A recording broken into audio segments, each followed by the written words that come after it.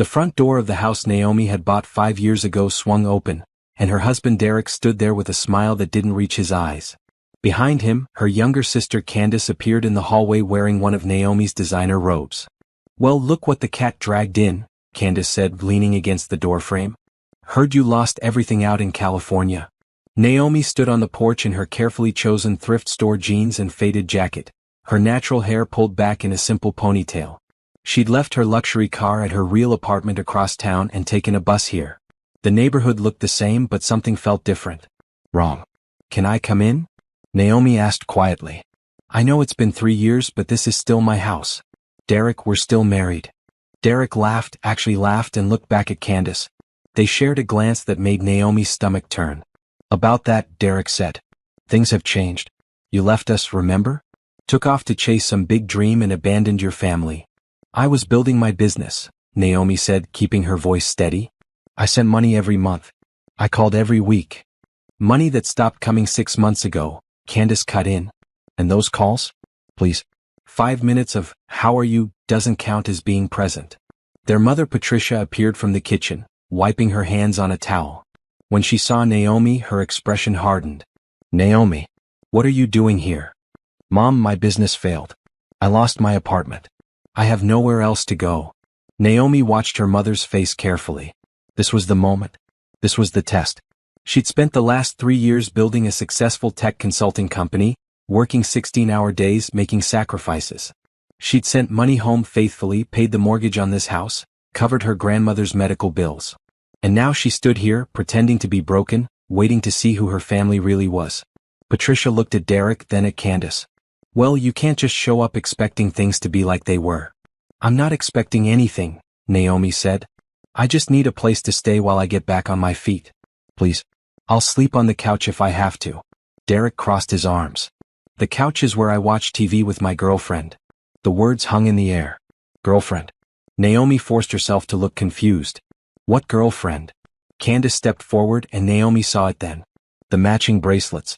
The way Candace's hand brushed Derek's arm possessively. The way they stood too close. "Me," Candace said with a bright smile. "Surprise, sis. Derek and I have been together for 2 years now. We didn't tell you because, well, you weren't really around to tell." Naomi's performance of shock wasn't entirely fake. She'd suspected something was wrong for months, but having it confirmed still stung. 2 years? "But we're married, Derek. We've been together for 8 years. "Yeah, and you've been gone for 3 of them," Derek said. "What did you expect? I'm a man with needs, Naomi. Your sister was here. She paid attention to me. She cared." Patricia nodded. "Candace has been wonderful. She took care of Derek when you abandoned him. She's been helping around the house, contributing. Not like some people who just run off chasing dreams." Naomi swallowed hard. "So I can't stay?" There was a long pause. Candace whispered something to Derek. He nodded. "You can stay in the guest room," Derek finally said. "But you'll pay rent. $400 a month. And you'll help around the house. Cooking, cleaning, that sort of thing. Consider it earning your keep." "Rent?" Naomi repeated. "In the house I bought?" "The house you abandoned," Patricia corrected. "Derek's been making the payments. He's the one who's been responsible. If you want to stay, those are the terms." Naomi looked at each of them. Her husband, her sister, her mother. 3 people she'd loved and trusted. 3 people she'd worked herself to exhaustion for.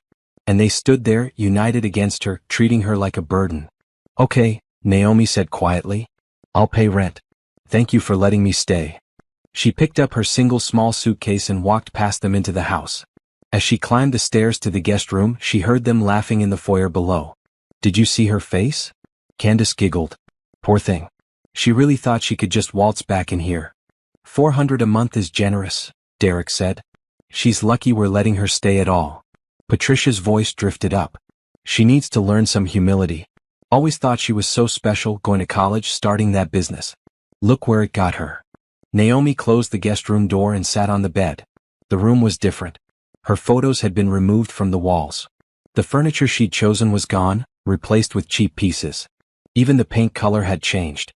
She pulled out her phone, the expensive encrypted one hidden in her bag's secret pocket, and opened her banking app. Her company's account showed a balance of $2.3 million. Her investment portfolio was strong. Her real apartment, a luxury penthouse, waited empty across town. She opened another app and checked the hidden cameras she'd had installed in the house yesterday. Everything was recording. Every word, every action, every moment of proof she needed. Naomi looked around the guest room at the life she was pretending to have lost and smiled. The test had begun. And they were failing spectacularly. She pulled out her laptop and sent a quick encrypted message to her lawyer, Mike. It's worse than we thought. They're not even pretending to feel guilty. Recording everything. We'll check in tomorrow. Then she changed into the cheap pajamas she'd bought at Goodwill and lay down on the uncomfortable bed. Tomorrow she'd start playing the role of defeated, desperate Naomi. She'd cook their meals and clean their messes. She'd endure their mockery and document their cruelty. And when she had everything she needed, when she'd seen the absolute depth of their betrayal, she would show them exactly who she really was. But not yet. For now she was just poor, broken Naomi who'd come home with nothing. The truth would come later. Naomi woke to the sound of laughter coming from the master bedroom. Her master bedroom. The one she'd decorated with care, with the expensive mattress she'd saved for months to buy. The laughter was loud, intimate, and deliberately meant to be heard. She checked her phone. 6 a.m. She'd barely slept on the lumpy guest bed. More laughter, then Candace's voice, high and performative. Derek, stop. What if she hears? So what? Derek's voice was clear through the thin walls. This is our house now. She needs to understand that. Naomi lay still, listening. The hidden cameras and audio devices she'd installed would catch everything, but hearing it in real time still made her chest tight with anger. Not heartbreak. She'd stopped loving Derek months ago, maybe even years ago when the distance between them had grown. But the betrayal, the cruelty of it, the sheer disrespect, that made her blood boil. She got up and looked at herself in the small mirror above the dresser. Her reflection showed exactly what she wanted. A woman who looked tired, defeated, wearing cheap clothes and no makeup. Her natural beauty still showed through, but she deliberately made herself look worn down. Perfect. She headed downstairs to the kitchen. The house smelled like expensive coffee, the kind she used to buy before she lost everything. The kind Derek couldn't afford on his sales manager salary. Patricia sat at the kitchen table reading a magazine. She glanced up when Naomi entered. You're up early. Couldn't sleep, Naomi said. Mind if I make some coffee? That's the expensive kind, Patricia said. Derek bought it. Use the instant coffee in the back cabinet. Naomi nodded and found the cheap instant coffee, the kind that tasted like burnt water. She made herself a cup and sat at the table, not speaking. Patricia closed her magazine. You need to understand something, Naomi. Things are different now. Derek and Candace are together. Really together. They're planning a future. But he's married to me, Naomi said softly. A marriage you abandoned, Patricia replied sharply. You chose your career over your family. Actions have consequences. I was trying to build something for us, Naomi said. For our future. Patricia laughed, a harsh sound. What future? You're broke. You failed. Meanwhile, Candace was here, supporting Derek, helping me with grandmother, being part of this family. She deserves happiness. And I don't. You made your choices. The kitchen door swung open and Candace entered, wearing Naomi's silk robe and slippers. Behind her, Derek appeared in a t-shirt and pajama pants, looking relaxed and comfortable. Morning, Mom, Candace said brightly, then glanced at Naomi. Oh, you're up. I live here now, Naomi said quietly. Remember? Temporarily, Derek corrected, pouring himself expensive coffee. Until you find a job and can afford your own place. Candace sat down and put her feet up on a chair. Since you're up, could you make breakfast? I'm thinking pancakes. The real ones, not the boxed mix. Orchestrated character dynamics, showcasing resilience amid adversity. This is going well. I'm showing the cruelty and entitlement of the family members. Let me continue with Naomi playing her role while documenting everything. I need to show her strength even while she's pretending to be weak.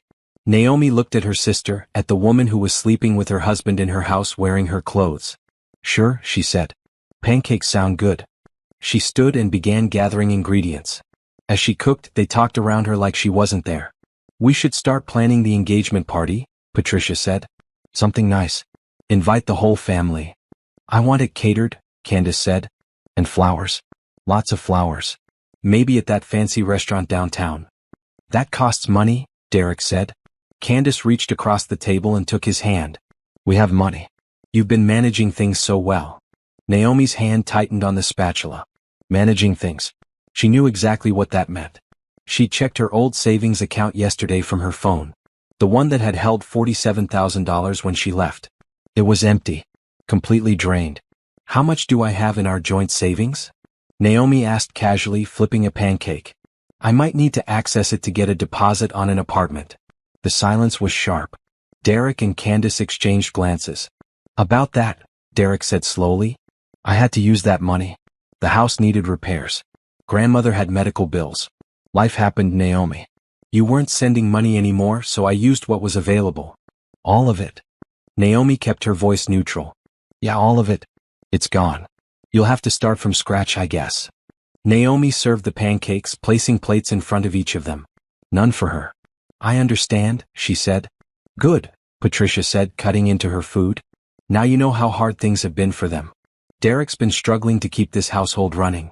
Naomi poured herself more terrible instant coffee and watched them eat the breakfast she'd made. Derek was wearing a new watch, she noticed. Expensive. Candace had fresh manicured nails.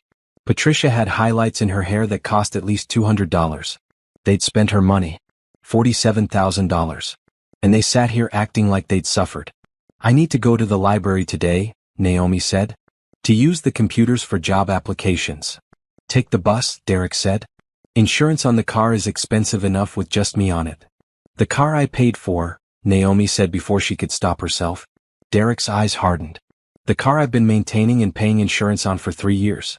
If you want to contribute to car payments and insurance, we can talk about you using it. Otherwise, there's a bus stop 2 blocks away. Naomi nodded and left the kitchen.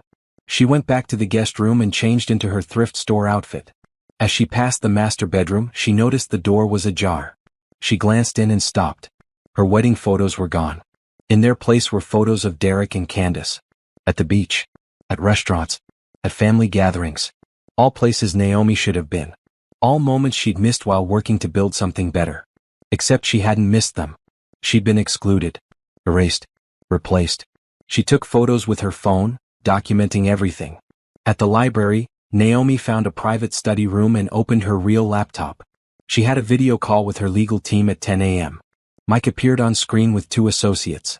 How's it going? Mike asked, his expression concerned. They're worse than I thought, Naomi said. She shared the recordings from the morning. The associates took notes. This is good, one of them said. The financial theft, the adultery, the hostile environment. Combined with the forged documents we found, we have an incredibly strong case. Wait, forged documents? Naomi sat forward. Mike pulled up files on his screen. We got the mortgage company's records. Someone's been making payments but not Derek. The signatures on the payment changes don't match his. We think he forged your signature to access equity in the house. We're confirming now, but if true, that's fraud. Naomi felt a cold satisfaction settle over her. How much equity? About $80,000. Taken out as a line of credit 18 months ago. She closed her eyes. $80,000 from the house equity. $47,000 from savings. Plus whatever he'd been taking from the monthly payments she'd sent for bills. They'd stolen over $130,000 from her. Maybe more. Keep digging, Naomi said. I want to know every dollar, every document, everything. How long are you planning to maintain the cover? Mike asked. Until I have everything I need, Naomi said. Until I know the full scope of what they've done. I want this case to be airtight. Just be careful, Mike warned. If they realize what you're doing before we're ready. They won't, Naomi interrupted. They think I'm pathetic. They think I've failed. They're not even trying to hide what they've done because they don't think I can do anything about it. After the meeting, Naomi spent 2 hours actually applying for jobs. If anyone checked her computer history, they'd see exactly what a desperate, broke woman would be doing. Then she logged into her company's systems and managed her actual business, approving contracts and reviewing projects. When she returned to the house that evening, she found Derek and Candace sitting on the couch together, watching TV. Candace's head rested on Derek's shoulder. His arm was around her. Dinner? Derek asked without looking away from the screen. I'll make something, Naomi said. Good. We're thinking spaghetti. The sauce is in the cabinet. Naomi cooked dinner, served dinner, and cleaned up after dinner while they stayed on the couch. When she finally went to bed at 10 p.m., she heard them go into the master bedroom and close the door. She lay in the dark, listening to their laughter through the walls and checked her recordings. Everything was captured. Every cruel word, every dismissive gesture, every moment of them living in her house, spending her money, destroying her marriage. Soon, she thought. Soon they'll understand exactly what they've done. But not yet. 2 weeks passed and Naomi fell into a routine.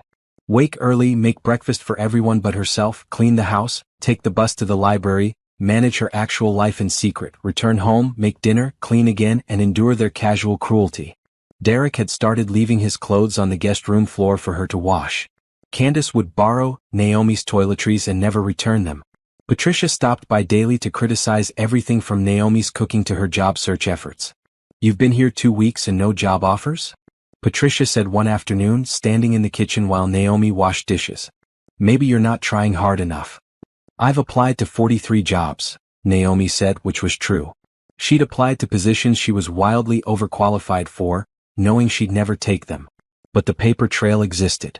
43 rejections, Patricia said. "Maybe that tells you something about yourself." Naomi kept scrubbing a pan. The cameras caught everything. Patricia's contempt was evident in every word. "I did get a call back for an interview," Naomi said. "For a receptionist position. It pays $12 an hour." "Take it," Patricia said immediately. "You can't be picky when you're in your situation. Any job is better than being a burden on Derek and Candace." "On Derek and Candace?" Naomi repeated carefully. "This is their home now," Patricia said. "They've been running it, maintaining it, living here. Just because your name might still be on some papers doesn't mean anything. Possession is 9/10 of the law." Naomi dried her hands and turned to face her mother. "Do you really think I abandoned them?" Patricia's expression was cold. "I think you put yourself first. You always have. Even as a child you were selfish. Always reading, always studying, always acting like you were better than us. I was trying to make something of myself. And look how that turned out," Patricia said. Meanwhile, Candace stayed. She helped. She was there for family Sunday dinners and holiday parties. She took care of your grandmother when she was sick. "Where were you?" "Working," Naomi said quietly. "Sending money so grandmother could afford her medication. Paying the mortgage on this house. Covering the bills." "Money isn't everything," Patricia snapped. "Presence matters. Love matters." Candace showed up. "You didn't." After Patricia left, Naomi went to her room and checked the recordings. Then she opened her laptop and video called her lawyer again. "I need you to pull my bank records," she told Mike. "Every transfer I made to this household in the past 3 years. Every mortgage payment, every utility bill, every dollar I sent for grandmother's care. I want it documented." "Already done," Mike said, pulling up a spreadsheet. "You've sent $127,000 over 3 years. That doesn't include the original down payment on the house or the savings account that was drained." Naomi stared at the numbers. Over $100,000 sent faithfully every month. And they called her selfish. They said she abandoned them. "There's more," Mike continued. "We confirmed Derek forged your signature on the home equity line. We have the documents. The handwriting analysis came back. It's fraud, Naomi.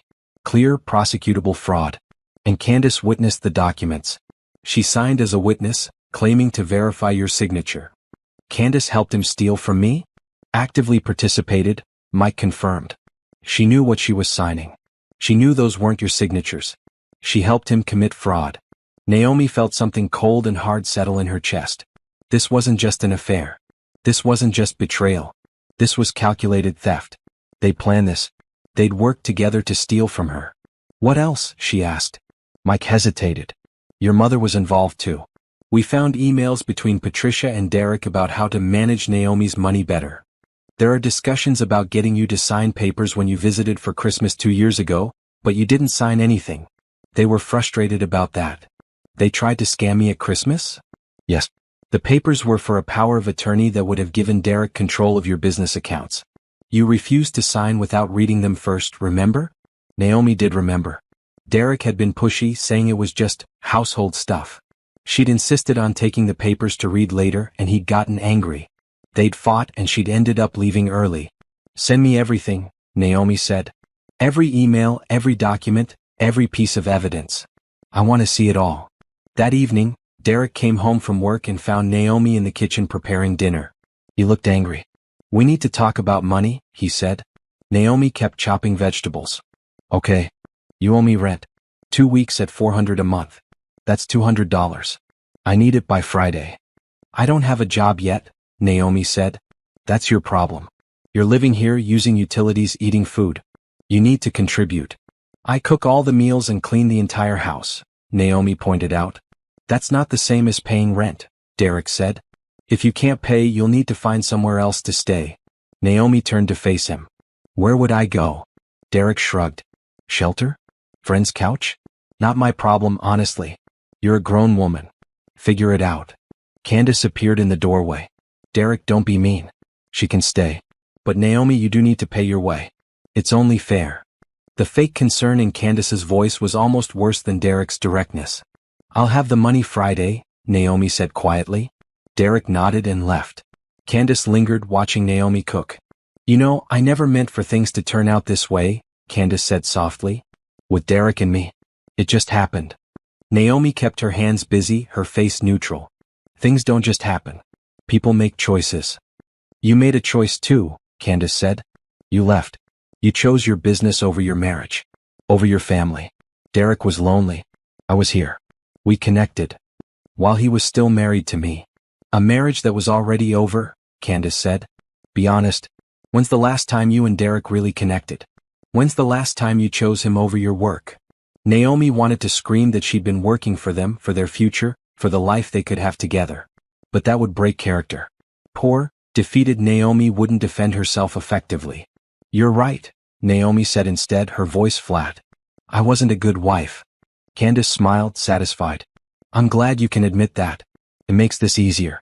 Derek and I are good together, Naomi. We make sense. And I know you'll find someone too eventually. Someone who fits your lifestyle better. After dinner, Naomi retreated to her room and pulled out her real phone. She had messages from her business partner, from clients, from her grandmother who lived in an assisted living facility across the state. Her grandmother's message was concerned. Haven't heard from you in a while, sweetie. Everything okay? Naomi video called her.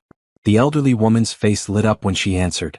There's my successful grandbaby, her grandmother said. How's business? Business is great, Grandma. Just closed a major contract. And how are things with Derek? Naomi paused. Her grandmother didn't know. She'd been too sick to deal with family drama, so Naomi had kept the separation quiet.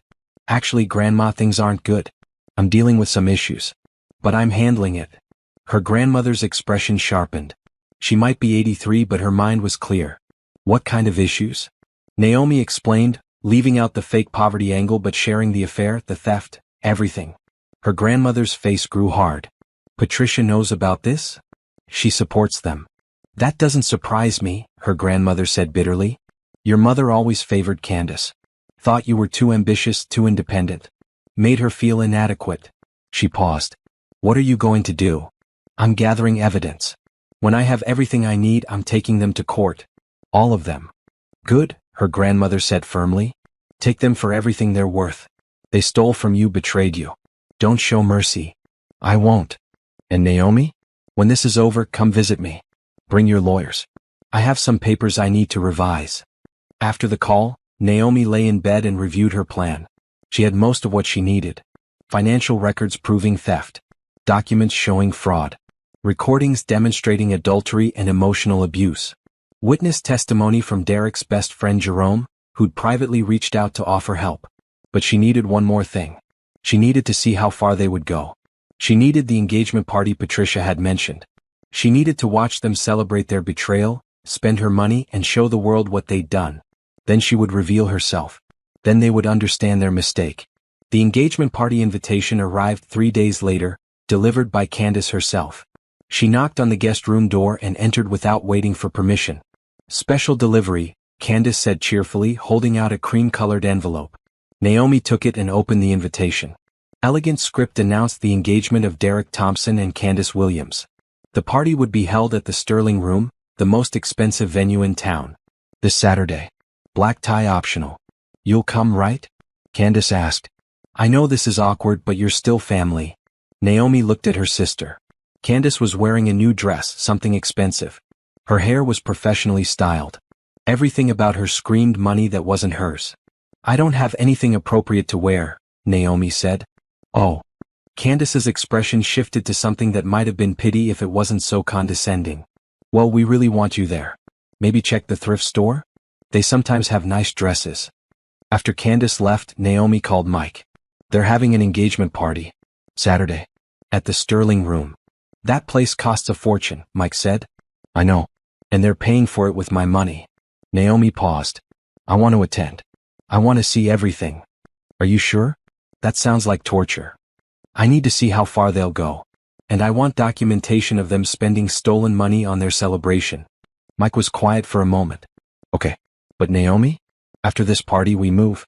We can't wait anymore. The longer you're in that house, the more risk there is. Agreed. After the party we hit them with everything. Saturday arrived with perfect weather. Naomi took the bus to the thrift store and bought a simple black dress for $15. It fit poorly and looked cheap, exactly what she wanted. She did her hair simply and wore no jewelry. When she arrived at the Sterling Room, the party was already in full swing. The venue was beautiful, decorated with white flowers and crystal. A string quartet played in the corner. Waiters circulated with champagne and appetizers. Everything was elegant and expensive. Patricia stood near the entrance greeting guests. When she saw Naomi, her smile faltered. Naomi, you came. Candace invited me. Patricia looked at Naomi's dress with barely concealed disgust. Well, you're here now. Try not to draw attention to yourself. This is Candace's day. Naomi moved through the party like a ghost. People she'd known for years looked at her with pity or disdain. The whispers followed her everywhere. That's the wife. Can you believe she showed up? I heard she lost everything in California. So embarrassing. Derek and Candace stood in the center of the room, surrounded by well-wishers. Candace wore a designer engagement dress, something that probably cost $3,000. Derek had a new suit. They looked happy, glowing, celebrating. Naomi found a quiet corner and took out her phone, discreetly photographing everything. The flowers that cost hundreds. The venue that cost thousands. The open bar. The catered food. The engagement ring on Candace's finger that looked like it cost more than a car. All purchased with stolen money. Patricia approached with a tray. Since you're here, make yourself useful. Help serve drinks. Mom, I'm a guest. Are you? Because you look like help in that dress. Patricia thrust the tray at her. Go on. Circulate. Naomi took the tray. She moved through the party serving drinks, enduring more whispers and pitying looks. She served Derek, who didn't thank her. She served Candace, who gave her a sympathetic smile that didn't reach her eyes. Then Derek's best friend Jerome approached her in a quiet corner. This is wrong, he said quietly. All of this is wrong. It's fine, Naomi said, staying in character. No, it's not. Jerome looked around to make sure no one was listening. I know what happened. Derek told me everything. How he and Candace have been together for 2 years. How they've been planning this. How they drained your accounts. He paused. I told him he was making a mistake. I told him he'd regret it. He wouldn't listen. Why are you telling me this? Because I've known Derek since college and this isn't who he used to be. He's changed. Gotten greedy. And I don't want to be part of it anymore. Jerome pulled out a business card. When you're ready to fight back, call me. I'll testify to everything I know. He walked away before Naomi could respond. She slipped the card into her purse. The party continued. At 8 p.m., Derek called for everyone's attention. I want to thank you all for coming, he said, his arm around Candace. This beautiful woman has changed my life. She's shown me what real love looks like. What real partnership means. We're so excited to start our future together. Candace beamed. I'm the luckiest woman in the world. Derek is everything I ever wanted. Kind, successful, generous. She held up her ring. And he has excellent taste. Everyone laughed. Naomi watched from the edge of the room, her phone recording everything. We have another announcement, Derek continued. Candace and I have set a date. We're getting married in 3 months. Right here at the Sterling Room. And we want all of you there to celebrate with us. Applause filled the room. Patricia dabbed at her eyes with a tissue, pretending to cry happy tears. Friends and family surged forward to congratulate the happy couple. No one mentioned that Derek was still married to Naomi. No one seemed to care that she stood there, invisible in her cheap dress, holding an empty tray. The party ended at 11. Naomi helped clean up, loading dirty dishes while Candace and Derek said goodbye to guests. When everyone finally left, Patricia turned to Naomi. You can go home now. Take a cab or something. I don't have money for a cab. Then walk. It's only 3 miles. Naomi walked home in her uncomfortable thrift store heels, carrying her shoes halfway there when her feet started bleeding. The house was dark and empty when she arrived. Derek and Candace had gone to a hotel for the night, celebrating their engagement. She went to the guest room, closed the door, and pulled out her real phone. "Mike, it's done. I have everything we need. Let's move." Monday morning, Mike confirmed. "We'll file everything. Divorce papers citing adultery. Civil suit for fraud and theft. Criminal complaints for the forged documents. All of it. What about freezing their assets? I can have an emergency motion filed Sunday night. By Monday morning, every account Derek and Candace have access to will be frozen. They won't be able to access a dollar." Naomi smiled in the darkness. "Do it. And the house. I want them out. Immediately. I own it. They're living there illegally now that I'm back. We'll get an eviction order. It might take a few days, but we'll get it." After the call ended, Naomi changed into her cheap pajamas and lay down on the uncomfortable bed for the last time. Tomorrow she would start packing her few belongings. By Monday everything would change. Derek and Candace were getting married in 3 months. But by then they'd be bankrupt and facing criminal charges. They'd spent her money on their celebration. Now she was going to take everything. Sunday morning, Naomi woke early and went to the library as usual. To anyone watching, she was just poor, desperate Naomi searching for work. In reality, she spent 4 hours in a private study room with her legal team on video calls, reviewing every document one final time. "We're filing at 8 a.m. tomorrow," Mike said. "Everything is ready. Divorce petition with evidence of adultery. Civil suit for $214,000 in stolen funds plus damages. Criminal complaints for fraud, forgery, and identity theft. And we're requesting immediate asset freezes and emergency orders for you to retake possession of your property." "What about Patricia?" Naomi asked. "She helped orchestrate this. The emails show she knew about the fraud and encouraged it. She's named as a co-conspirator in the civil suit. We're also investigating her involvement in changing your grandmother's will. If we can prove undue influence or manipulation, we can pursue that separately." Naomi felt a grim satisfaction. "My grandmother mentioned wanting to revise her papers. I think she knows something's wrong. We should speak with her directly," one of the associates suggested. "Get her testimony about any pressure or manipulation from Patricia." "I'll arrange it," Naomi said. After the legal meeting, she had a video call with her business partner, Brian. "How's the secret mission going?" he asked with a grin. "Wrapping up tomorrow. Thanks for covering for me these past few weeks." "No problem. Though I have to say the revenge plot is very dramatic. Very satisfying. Can I be there when you reveal everything?" "You'll be at work managing our actual business," Naomi said, but she smiled. "But I'll record it for you." She spent the afternoon preparing. She had 2 suitcases at her real apartment across town, ready to move back into the house as soon as the legal orders came through. She'd already hired a moving company to store Derek and Candace's belongings. A locksmith was on standby to change all the locks. By Monday night, Derek and Candace would be locked out of the house with nowhere to go and no money to rent anything else. When Naomi returned to the house Sunday evening, she found Derek, Candace, and Patricia in the living room looking at wedding magazines. "There you are," Patricia said. "We were just discussing wedding plans. The ceremony will be at the same venue as the engagement party. We're thinking a spring theme. Lots of flowers." Candace held up a magazine page. "What do you think, Naomi? Pink roses or white peonies?" Naomi looked at the page. The bouquet shown probably cost $1,000. "Both are nice." "So indecisive," Candace laughed. "This is why Derek and I work so well together. We both know what we want." Derek stood and stretched. "Naomi, we need to talk about your situation. Candace and I have been discussing it, and we think you need to move out before the wedding. It's just awkward having you here." "Where would I go?" "There are shelters," Derek said casually.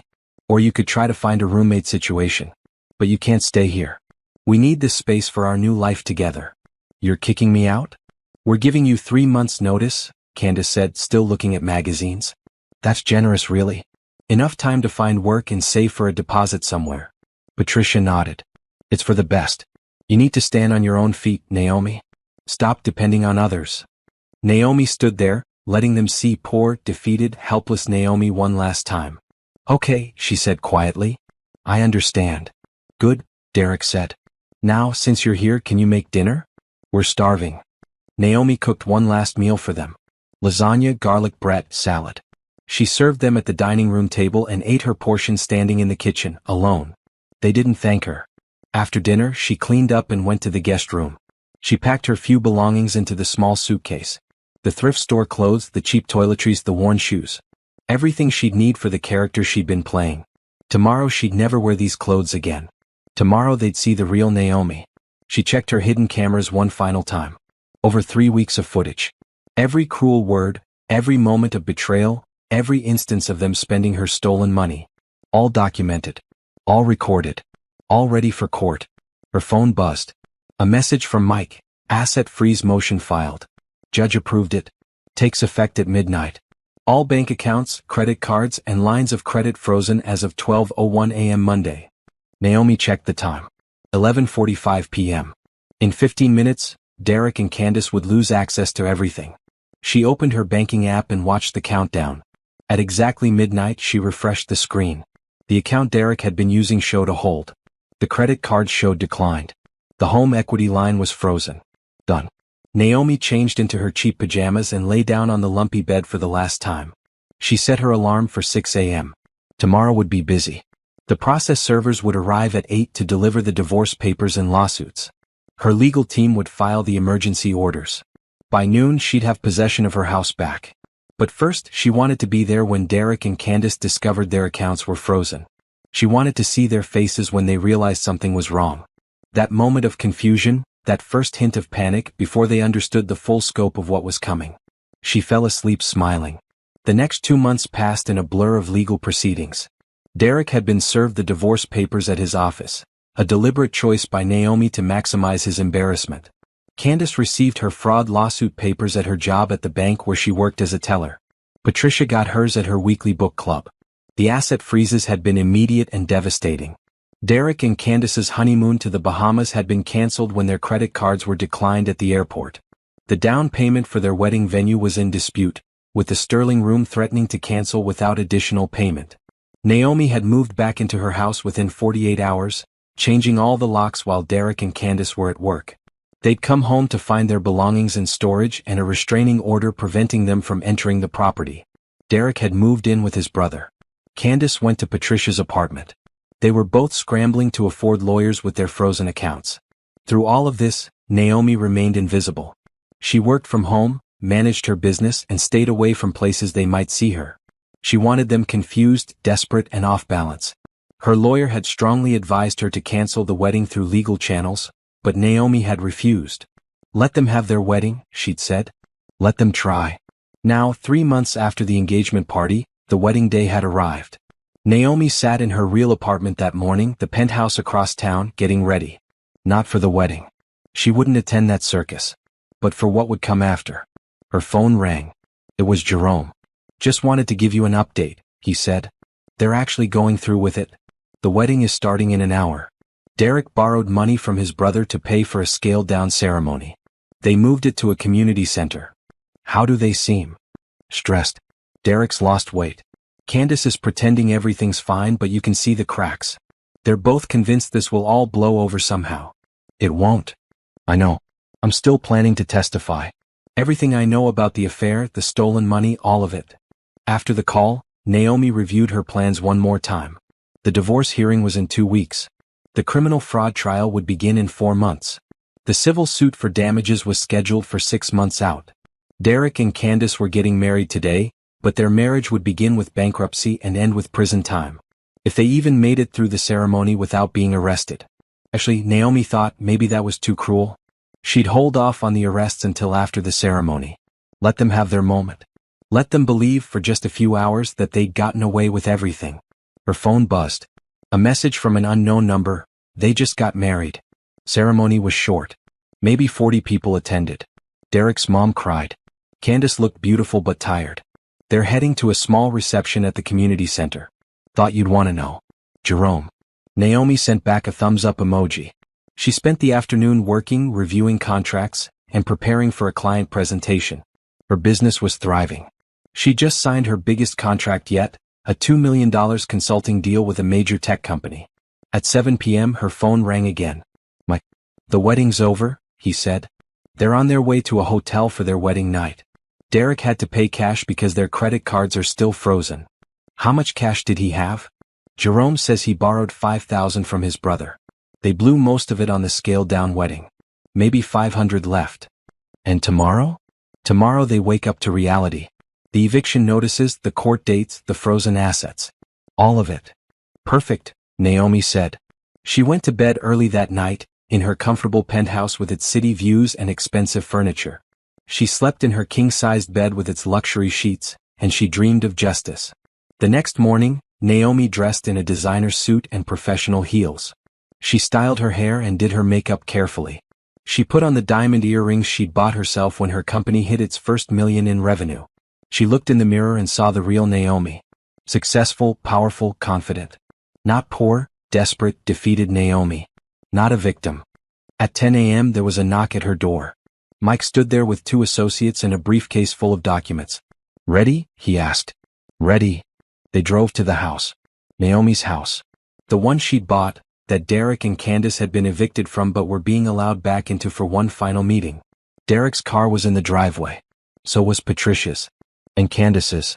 All 3 of them were inside, summoned by the legal notice requiring their presence. Naomi took a deep breath and walked up to the front door.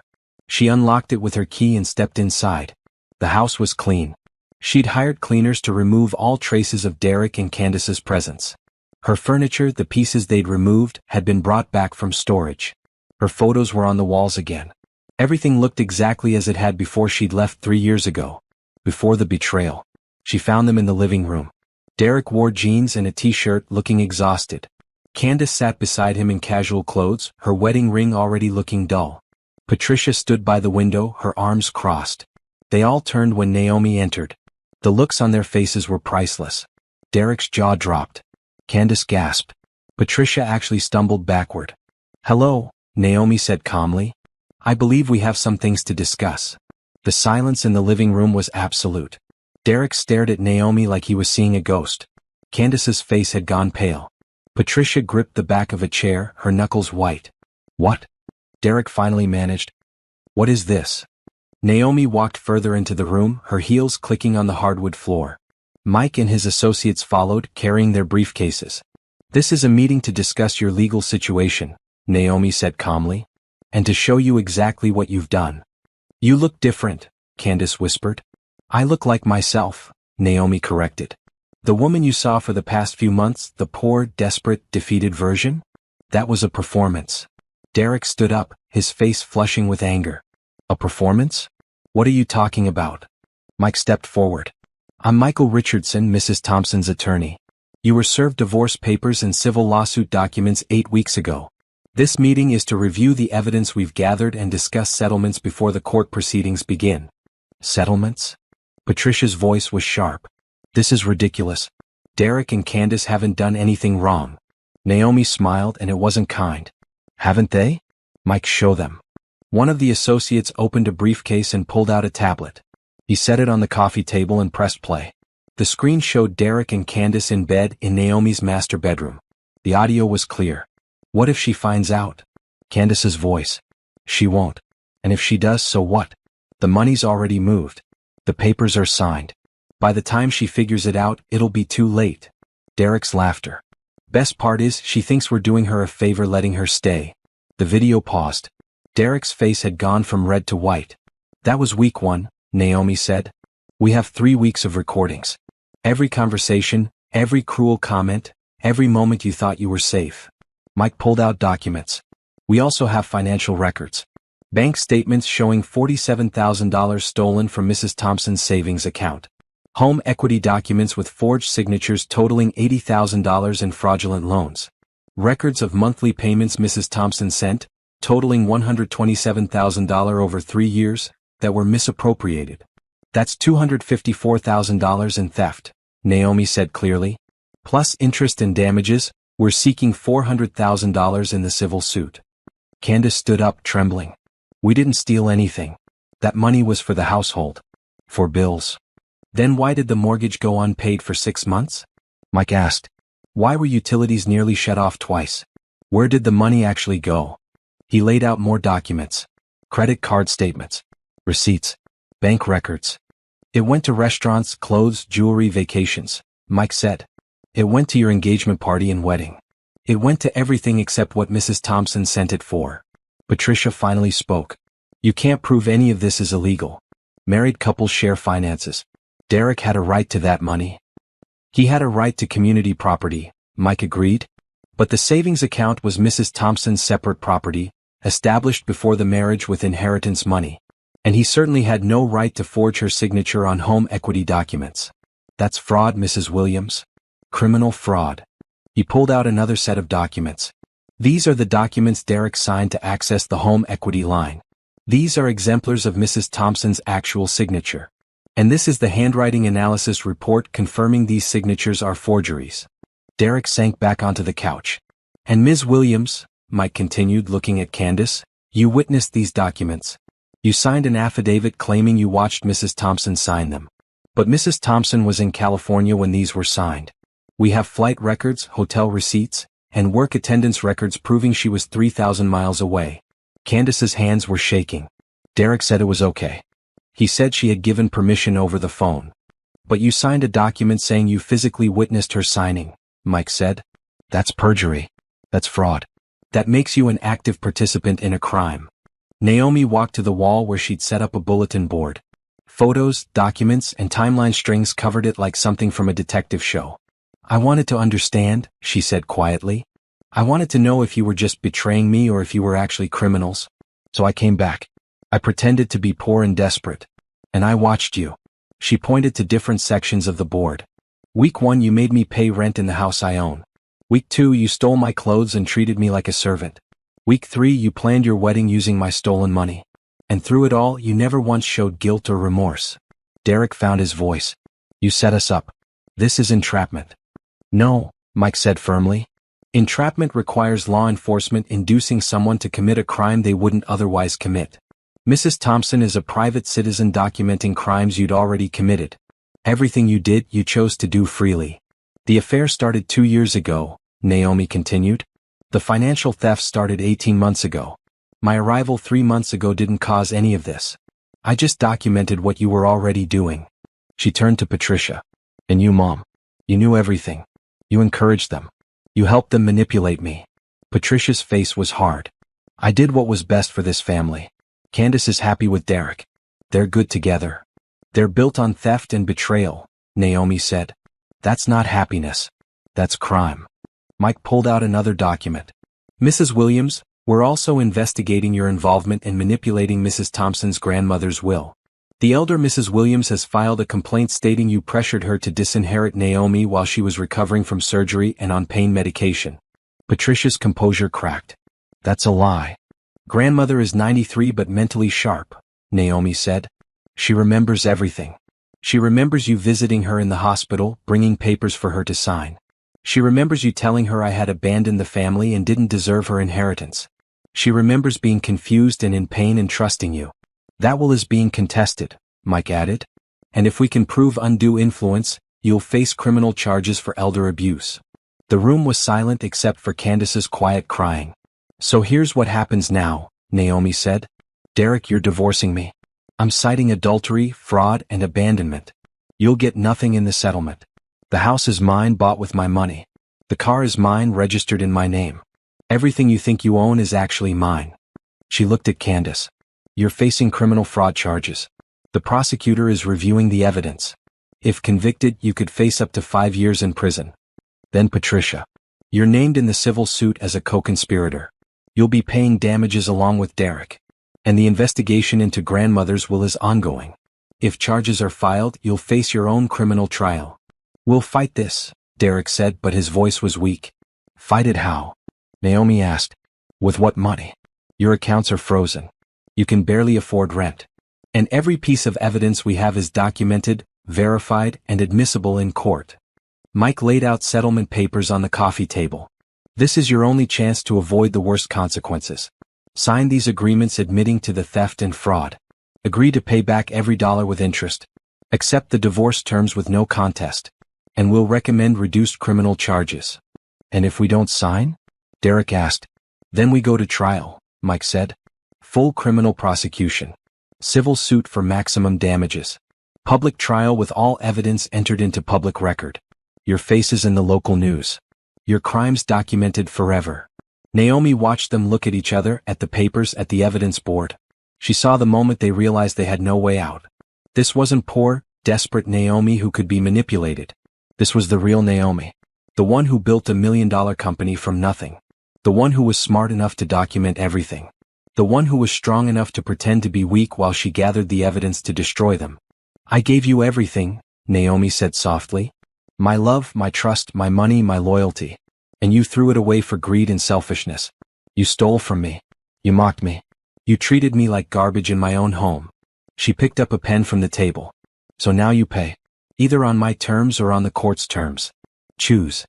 Derek reached for the pen with a shaking hand. The reveal was complete. The betrayers had become the betrayed. The next 6 months were a whirlwind of court proceedings, and Naomi attended every single one. The first hearing was the divorce. Naomi wore a navy suit and sat with her legal team in the courthouse. Derek sat across the aisle with a public defender, unable to afford private counsel. Candace wasn't present, her own legal troubles keeping her occupied. The judge, a stern woman in her 60s named Judge Morrison, reviewed the evidence with increasingly raised eyebrows. Mr. Thompson, she said finally, I've been on the bench for 23 years, and I've never seen a case quite this clear-cut. You engaged in adultery with your wife's sister.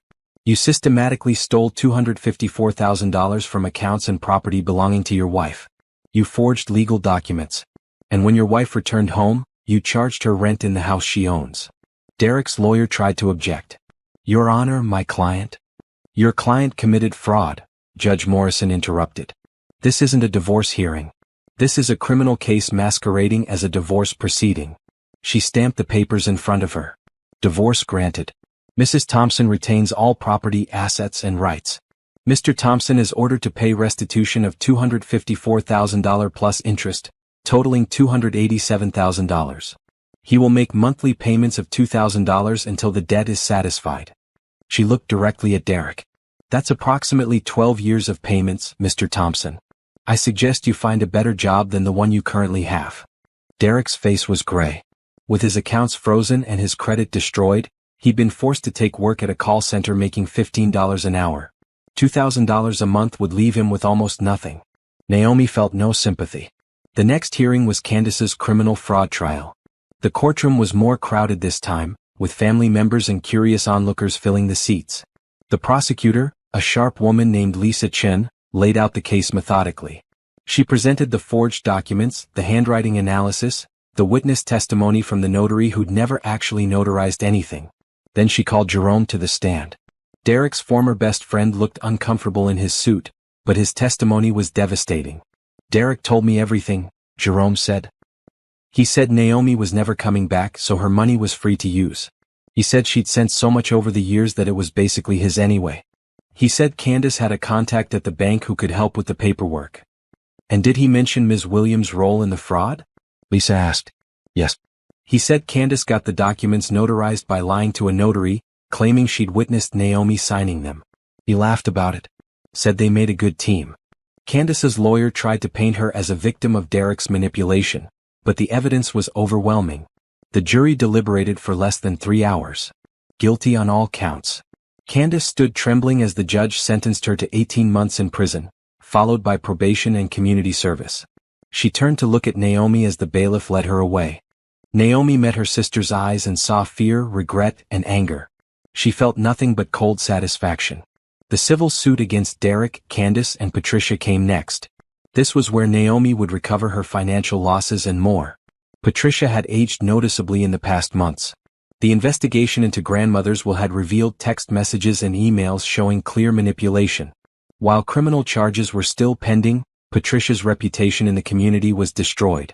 Mike presented the financial losses, the emotional distress, the damage to Naomi's credit when Derek defaulted on bills in her name. He showed the recordings of their cruelty, their mocking laughter, their complete lack of remorse. The jury looked sick by the time he finished. Mrs. Thompson came home to test her family, Mike said in his closing argument. She wanted to see if they loved her or just loved her money. She got her answer. They chose money and they were willing to steal, lie, and commit fraud to get it. He gestured to Naomi. She built a successful company through hard work and intelligence. She sent money home faithfully to support her family. And when she returned, they treated her like garbage and stole everything she'd worked for. The jury awarded Naomi $600,000 in damages. Triple her actual losses, plus punitive damages for emotional distress. Derek would be paying her for the rest of his life. Patricia lost her house to pay her portion. She moved into a small apartment on the poor side of town. Candace lost everything. When she got out of prison, she'd emerge with nothing but debt and a criminal record. Through all of this, Naomi's grandmother watched with fierce satisfaction. The elderly woman had immediately revised her will, restoring Naomi's full inheritance and completely cutting out Patricia. "I should have seen what she was becoming," grandmother said during one of Naomi's visits. "Always jealous of you, always resentful. I thought it was just sibling rivalry, but it was deeper than that. It wasn't your fault, Grandma. Still, I'm glad you exposed it all. Better to know the truth even when it hurts." The old woman squeezed Naomi's hand. "And I'm proud of you. How you handled this with intelligence instead of emotion. That took real strength." The final legal proceeding was Patricia's criminal trial for elder abuse and undue influence. The evidence was damning. Hospital records showing the timing of the will changed, text messages proving Patricia had isolated grandmother from other family members, testimony from nurses about Patricia's aggressive behavior. The jury convicted her on all counts. Patricia received a 2-year sentence, suspended pending restitution to grandmother and completion of community service. She also received a restraining order preventing her from contact with any elderly family members. On the courthouse steps after the sentencing, Patricia saw Naomi waiting. "I hope you're happy," Patricia said bitterly. "You've destroyed this entire family." Naomi looked at her mother. "I didn't destroy anything. I just exposed what was already there. The lying, the stealing, the betrayal. That was all you. I'm your mother. You stopped being my mother when you chose money over your daughter." Naomi's voice was calm, matter-of-fact. "You could have supported me. You could have been honest. Instead, you helped them steal from me and mocked me when I came home." Patricia's face twisted with anger and shame. "So that's it? You're cutting me out of your life." "You cut yourself out," Naomi said. "When you sided with thieves and criminals instead of your own daughter. When you tried to steal my inheritance from grandmother. When you laughed at me and treated me like I was worthless." She turned to walk away, then paused. "One day maybe you'll understand what you lost. It wasn't money. It was your family. Your daughter. Your integrity. Those things are worth more than any bank account." Naomi walked down the courthouse steps to where her lawyer waited. Behind her, Patricia stood alone, and for the first time, Naomi felt a small flicker of something that might have been pity. But only a small flicker. Justice had been served. 6 months after the last court case ended, Naomi's life had transformed completely. Her business had grown exponentially. The publicity around her case, while uncomfortable, had ironically attracted new clients impressed by her strategic thinking and resilience. Her company now employed 15 people and had contracts with major corporations across 3 states. She'd hired Jerome as her operations manager. He'd left his old job without hesitation when she offered him a position. "I meant what I said," he told her on his first day. "I didn't want to be part of Derek's mess anymore. Working for you is a fresh start." Jerome had proven to be excellent at his job, organized and dedicated. More importantly, he'd become a genuine friend. Grandmother had moved into a beautiful assisted living community that Naomi paid for, despite the woman's protest that she could afford it herself. "Let me do this," Naomi had said. "You've always supported me. Let me support you now." The house, Naomi's house, was finally hers again in every way. She'd redecorated completely, erasing all traces of Derek and Candace. New furniture, new paint, new memories. But she spent most of her time at her penthouse apartment. The house held too many ghosts, too many bad memories. She was considering selling it and letting go of that chapter completely.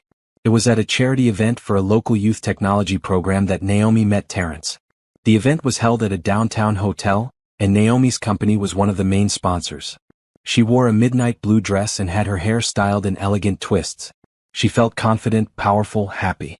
She was standing near the silent auction tables when a man approached. He was tall, with warm brown skin, an easy smile, and kind eyes. He wore a well-fitted suit but somehow made it look casual. "The youth coding program is a great cause," he said by way of introduction. "Are you with one of the sponsor companies?" "I own one of them," Naomi said. "Thompson Tech Consulting. We do systems integration and IT consulting." His eyebrows rose with genuine interest. "Impressive. I'm Terrence Hall. I'm an architect. My firm designed the new community center where they'll be holding the program classes. They talked for a few minutes about the program, about the importance of tech education for underserved communities. Terrence was intelligent and passionate about his work. He listened when she spoke, asked thoughtful questions, and never once seemed intimidated by her success. Would you like to get coffee sometime? Terrence asked as the event was winding down. I'd love to hear more about your business and how you got started. Naomi hesitated. The divorce had only been final for 6 months. Her trust in people was still rebuilding. But something about Terrence felt different. Safe. Genuine. Sure, she said.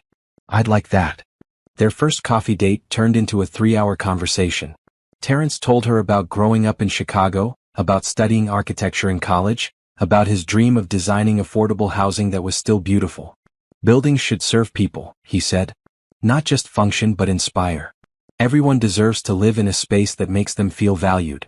Naomi found herself sharing her story. Not the whole story, not yet, but pieces of it. Her business, her struggles, her determination to succeed. My family didn't really understand what I was doing, she said. They thought I was chasing some impossible dream. But you did it anyway, Terrence said, smiling. That takes courage. They had a second date. Then a third. Terrence never asked about her money or her success beyond genuine interest in her as a person. He paid for dinners even though she offered to split. He opened doors and pulled out chairs not because he thought she couldn't, but because he wanted to. One evening, 2 months into dating, they were having dinner at a small Italian restaurant when Terrence said, I should probably tell you something. I looked you up online. Naomi's stomach dropped. Oh. I saw the news articles about your court cases. About your ex-husband and your sister. He reached across the table and took her hand. I'm sorry you went through that. It must have been awful. You're not going to ask me for details? No, Terrence said simply. That's your story to tell if and when you want to. I just wanted you to know that I know, and it doesn't change how I feel about you. Naomi felt something tight in her chest loosen. How do you feel about me? I think you're brilliant, Terrence said. And strong. And kind even though you have every reason not to be. I think I'm falling for you, and it scares me a little because I don't want to mess this up. She squeezed his hand.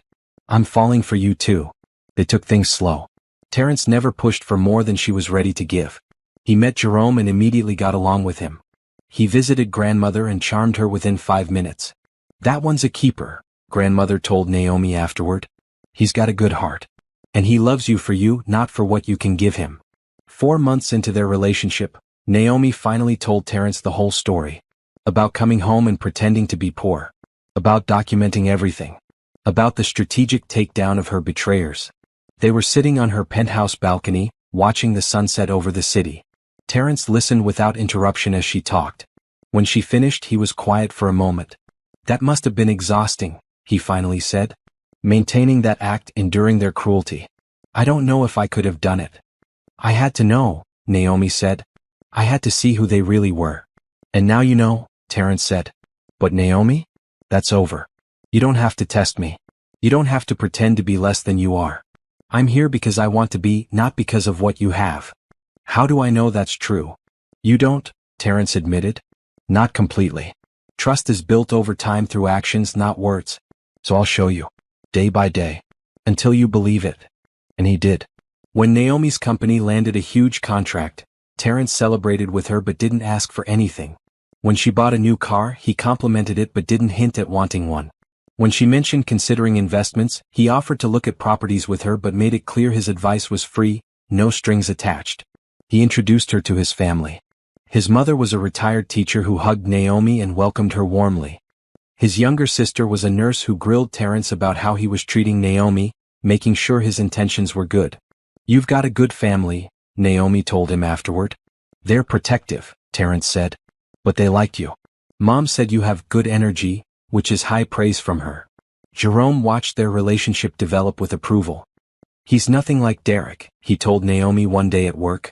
Derek was always looking for shortcuts, for ways to get ahead without earning it. Terrence actually works. He's proud of what he does. That's the difference. One evening, 9 months into their relationship, Terrence and Naomi were walking through the park near her penthouse. It was fall and the leaves were changing colors. I've been thinking, Terrence said. I know we said we'd take things slow, but I think I'm ready for more. Not marriage, he added quickly, seeing her expression. I know that's probably too soon given everything you've been through. But maybe living together? Or at least talking about the future. Naomi stopped walking. She looked at this man who'd been patient, kind, and genuine for 9 months. Who'd proven his character through actions, not words. Who made her laugh and supported her dreams and never once made her feel like she had to be less than herself. I'd like that, she said. Talking about the future. They sat on a bench and Terence took both her hands. I want you to know I see you, he said. Not the successful businesswoman, not the victim of betrayal, not any role or label. Just you, Naomi. The woman who loves old jazz music and makes terrible puns. Who works too hard sometimes but is learning to rest. Who's generous with the people she loves but careful about trust. That's who I want a future with. Naomi felt tears prick her eyes. No one's ever said anything like that to me before. Then everyone else was missing out, Terence said. Because you're incredible. They stayed on that bench as the sun set talking about possibilities. About maybe moving in together in 6 months. About trips they wanted to take. About the life they could build together, one based on honesty and mutual respect. For the first time in years, Naomi felt truly happy. Not the satisfaction of revenge but genuine contentment. The kind that came from being with someone who valued her for exactly who she was. She tested her family and they'd failed. But Terence? He was passing every test without even knowing he was being tested. That, she realized, was what real love looked like. 1 year after the legal proceedings ended, Naomi's life was unrecognizable from where it had been. Thompson Tech Consulting had doubled in size, now employing 30 people with offices in 3 cities. Naomi had been featured in 2 business magazines and invited to speak at tech conferences. She'd started a mentorship program for young women in technology, funding scholarships and internships. Jerome had been promoted to vice president of operations. Under his management, the company ran smoothly, allowing Naomi to focus on growth and strategy. We just closed the Peterson account, Jerome told her one Monday morning. 3-year contract worth $1.8 million. Naomi smiled. That's incredible. You did great work on that proposal. We did great work, Jerome corrected. This company is what it is because you built something worth being part of. Her grandmother had celebrated her 94th birthday surrounded by family. The real family. The ones who'd stood by Naomi through everything. The ones who loved her without conditions. At the party held at the Assisted Living Facilities community room, grandmother pulled Naomi aside. I'm proud of you, she said. Not just for the business success, though that's wonderful. I'm proud of how you handled everything with grace. You could have been bitter and angry, but you chose to move forward. I was bitter and angry, Naomi admitted. For a while. But you didn't let it define you. That's the difference. Grandmother squeezed her hand. Your grandfather would have been so proud. The relationship with Terence had deepened into something solid and real. They'd moved in together 6 months ago, choosing a new apartment that belonged to both of them, with no bad memories attached. Terence proposed on a Saturday morning in their kitchen. No fancy restaurant, no big production. Just the 2 of them, coffee brewing, sunlight streaming through the windows. I love our life, he said, getting down on one knee. I love waking up next to you. I love how you hum while you work. I love your ambition and your kindness and your terrible sense of direction. He opened a small box. I want to love you for the rest of my life. Will you marry me? The ring was beautiful but modest, something Terence could actually afford on his architect's salary. Naomi knew he'd saved for months to buy it. Yes, she said, crying and laughing at the same time. Yes, absolutely yes. They set a wedding date for the following spring. Small ceremony, just close friends and family. Nothing like the elaborate affair Derek and Candace had tried to throw with stolen money. This would be real. Honest. Built on a foundation of trust and genuine love. One ordinary Tuesday afternoon, Naomi was at the grocery store when she saw him. Derek. He was stocking shelves in the produce section, wearing a store uniform. He looked tired, older than his 37 years. The handsome confidence he'd once carried was gone, replaced by weariness. Naomi almost turned away, but he'd already seen her. Their eyes met across the display of apples. Derek set down the box he was holding and walked over slowly. Naomi, he said. Derek. They stood there for a moment in awkward silence. I'm glad I ran into you, Derek said finally. I've been wanting to say, I'm sorry. For everything. Naomi waited. She didn't make it easy for him. I was greedy and stupid, Derek continued. I convinced myself I deserved your money because you'd left. I justified the affair because you weren't there. I told myself so many lies that I started believing them. He looked down. I know sorry doesn't fix anything. I know I destroyed everything good in my life. But I wanted you to know I understand that now. How's Candace? Naomi asked. Derek's expression darkened. We're divorced. She got out of prison 6 months ago. Blamed me for everything even though she made her own choices. Last I heard, she's living with a friend in another state working retail. He paused. Your mom reached out to me last month. Wanted to see if we could all sue you together, claim the evidence was obtained illegally or something. And? I told her no. I'm done with that. I signed those settlement papers, I admitted what I did, and now I'm paying for it. Literally. He gestured at his uniform. This job barely covers my rent and the monthly payments to you. But it's honest work and I'm doing it. Naomi studied him. This broken, humbled version of the man she'd once loved. She felt nothing. No anger, no satisfaction, not even pity. Just a distant recognition that this person had once been important to her. I hope you build a better life, she said simply. One based on honesty this time. I'm trying. Derek looked at her designer coat, her expensive bag, the ring on her finger. You're engaged. I am. To a good man who loves me for who I am. That's what you deserve. Derek's voice was sincere. I hope he treats you right. Better than I did. Naomi nodded and turned to leave. Naomi? Derek called. She looked back. Thank you. For what? For not pressing for the maximum sentence. For accepting the settlement instead of taking us to trial for everything. My lawyer said you could have destroyed us completely. You chose not to. I chose justice, Naomi corrected. Not revenge. There's a difference. She walked away, her cart full of groceries for the dinner she and Terrence were cooking together that evening. Behind her, Derek returned to stocking shelves. That evening, Naomi told Terrence about the encounter.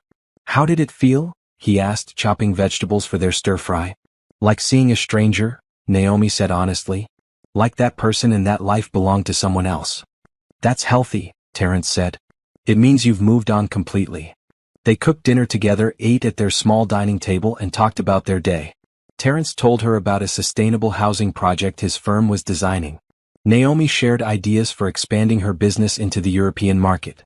It was ordinary. Simple. Perfect.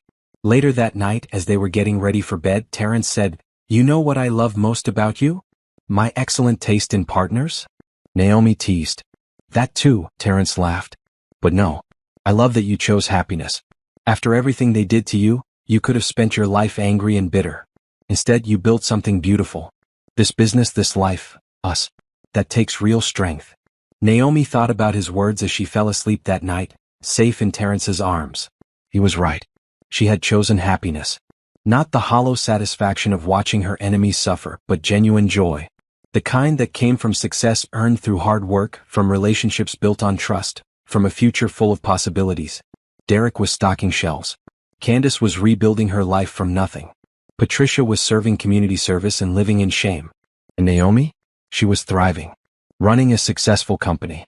Planning a wedding to a man who loved her truly. Supporting her grandmother. Mentoring young women in tech. Living in a beautiful home she'd chosen with her partner. Building a life that was authentically hers. That was the real revenge. Not their suffering but her joy. 6 months later, Naomi stood in a small garden venue surrounded by friends and family. She wore a simple white dress. Jerome stood as Terrence's best man. Grandmother sat in the front row, smiling through happy tears. As Naomi exchanged vows with Terrence, promising to love and cherish him, to be honest and faithful, to build a life together based on mutual respect, she realized something profound.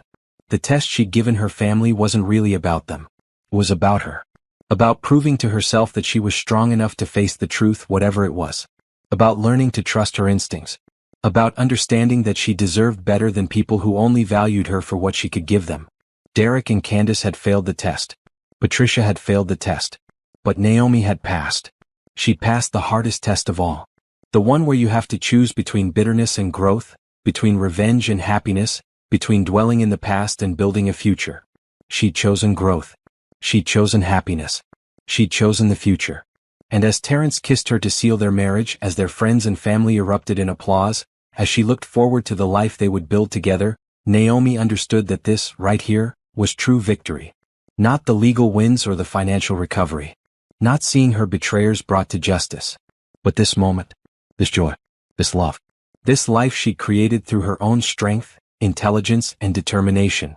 She'd returned home pretending to be poor to test her family, and what they did shocked her. But what she did next defined her. She won. Not just in court but in life. And that was the happiest ending of all.